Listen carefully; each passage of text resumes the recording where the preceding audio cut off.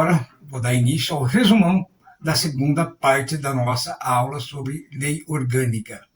Lembrando que nós não entramos em detalhes. Nós fizemos uma abordagem bem superficial para o pessoal conhecer o que é essa coisa de lei orgânica municipal. Se na primeira parte nós fomos até o Poder Executivo, nessa segunda parte agora, nós vamos falar da administração pública em si, do sistema tributário, das limitações que o governo municipal tem em tributar e quais são esses tributos.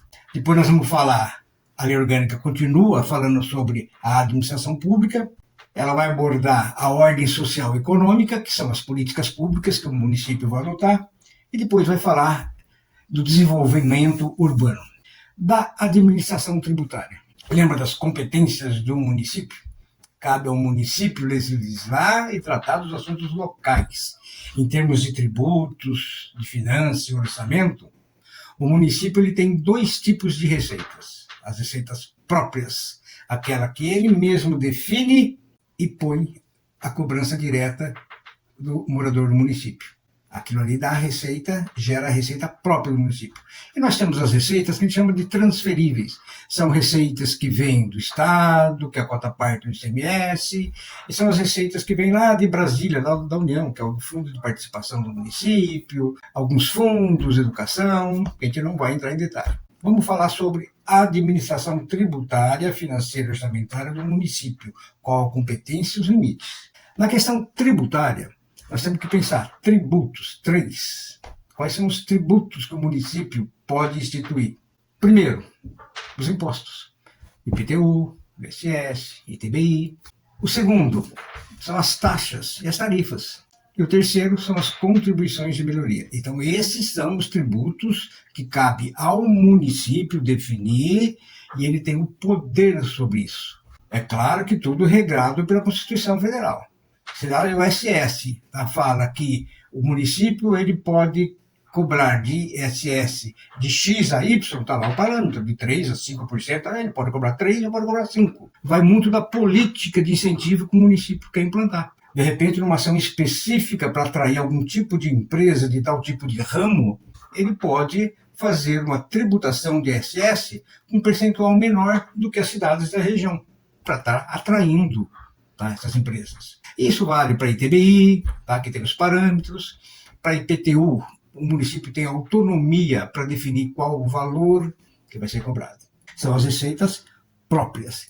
Agora, principalmente para o município, nessa questão tributária, financeira, é o planejamento. E o que é o planejamento para o município nessa questão orçamentária? Nós falamos sobre as 3 peças de planejamento do orçamento público. A primeira é o plano plurianual. Esse plano plurianual nós explicamos. É um plano que é feito e dimensionado para 4 anos. Então, quando o prefeito assume o mandato, o primeiro ano dele, ele já assume um orçamento que ele herdou do prefeito anterior. E o último ano do PPA do prefeito anterior. E no primeiro ano de mandato dele, ele vai elaborar o plano plurianual dele para 4 anos, que vai ser para o segundo, terceiro e quarto ano do mandato dele, e sobra um ano que passa para o próximo prefeito. Isso é interessante, gente, porque inibe aquela história, né? O prefeito ganhou, aí tem lá um viaduto que começou a ser construído pela administração anterior e ele, por questão política, não quer terminar. Hoje mudou. Ele não quiser terminar, ele vai ter que mudar lá o PPA, vai ter que explicar o porquê que ele não vai concluir, porque ele tem que dar sequência. O PPA, como eu falei, para 4 anos, ele gera outras leis, que é a primeira, a Lei de Diretriz Orçamentária. Cada ano, o prefeito, seus secretários, eles vão olhar o PPA, que é o 100%, vão tirar uma fatia dele, 1/4, para eles, através desse 1/4, que são as diretrizes orçamentárias, ele elaborar o orçamento para o ano vindouro. Então, o PPA é um plano macro, para 4 anos, e é desse PPA de 4 anos que o prefeito, ano a ano, tira as informações para elaborar o seu orçamento. E aí vem aquela história, né? Orçamento participativo. A gente pode entrar até em detalhes depois dessa pegadinha de orçamento participativo. Porque se você não participou da elaboração do PPA, já está lá. Não adianta você querer participar do orçamento participativo e querer colocar uma obra que não está vinculada ao PPA. Mas isso precisa de demanda de mais tempo. Então, essa parte da tributação do município, o que cabe a ele de interesse local. A lei orgânica continua falando sobre a administração pública em si. ela vai tratar dos servidores municipais, qual que é o regime que tem de vínculo empregatício entre o servidor municipal e o CNPJ prefeitura, que a prefeitura, o município, é uma pessoa jurídica, direito público, ela tem o CNPJ. Então, a lei orgânica ela vai traçar os parâmetros para tratar dos servidores. É claro que vai gerar as suas leis complementares, o Estatuto do Ministério, o Estatuto do Servidor. E também nessa parte da lei orgânica, ela fala dos princípios de transparência e publicidade. O gestor público ele é obrigado a dar publicidade dos seus atos. E nós explicamos, né, que a pegadinha, o pulo do gato de alguns políticos é usar esse termo publicidade como propaganda. Ele não tem que fazer propaganda de governo, é obrigação dele atender a saúde, atender o saneamento. Obrigação, ele não precisa propagar, ele tem que dar publicidade dos atos e não fazer propaganda de governo. E também nessa parte orgânica fala sobre a transparência, né?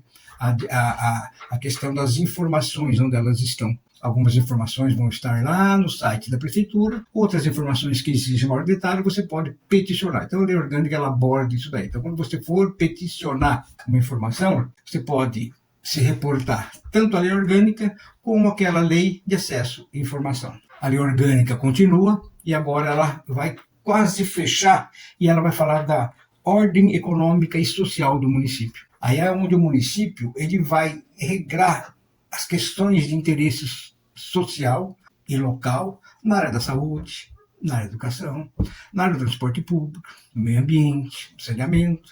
Então, se você quer saber o que a lei orgânica dá de norte para o prefeito, e independente de qual prefeito seja, ele tem que obedecer, vale na lei orgânica, nessa parte de ordem econômica e social, e vai lá, qual que é a sua área de interesse? A minha área de interesse é cultura, vai lá, vai ter cultura, vai estar definido quais são as ações, as políticas públicas que o município deve adotar.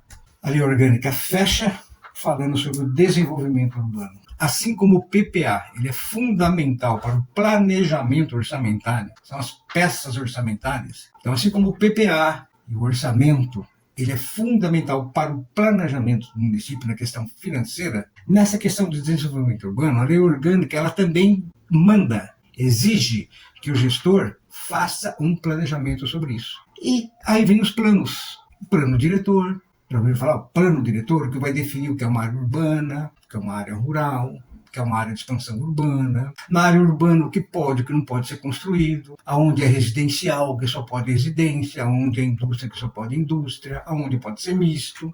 Numa área residencial, tem uma avenida que corta, ali é possível ter comércio. Então, isso que vai definir no plano diretor e suas leis derivadas. O que são essas leis derivadas? A lei de uso e ocupação do solo, o código de obra, ou seja, todo o ordenamento territorial ele está previsto nesse plano diretor que está ali como ordenamento na lei orgânica. E não é só o plano diretor, não. O município ele tem a obrigatoriedade de desenvolver vários outros planos. O plano de saúde, o plano habitacional, o plano de saneamento, o plano de segurança pública. E aí é muito interessante você conhecer isso, porque é a oportunidade de você realmente participar através dos conselhos. Sempre que a prefeitura, que é o órgão público, o gestor, que é o prefeito, ele vai elaborar um plano municipal, é aberto audiência pública para que o munícipe possa vir e contribuir com informações, criticando uma ação, através dos seus conselhos. E você pode até se tornar um conselheiro municipal, dependendo da sua disponibilidade e do seu conhecimento. Então aí nós fechamos a lei orgânica, ela fecha com as suas disposições transitórias, que é na fase de transitoriedade o que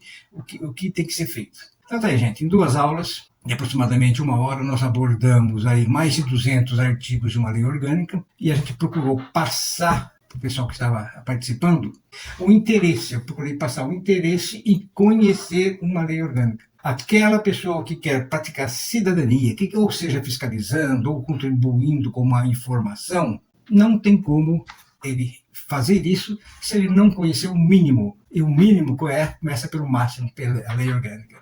Porque a lei orgânica que vai nortear todos os restantes das leis que tem no município. E foi muito interessante também, após cada palestra, nós abrimos aí por 1 hora de perguntas e respostas, que o pessoal, sabe, me crivou realmente de perguntas e eu espero ter atendido a expectativa de todos. Então, aqui fica o meu agradecimento ao pessoal do Instituto Fiscaliza, meu agradecimento a todo o pessoal que participou e estou à disposição. Dividir conhecimento, tentar passar conhecimento é um dever e eu me sinto muito gratificado por ter essa oportunidade. Muito obrigado, até mais.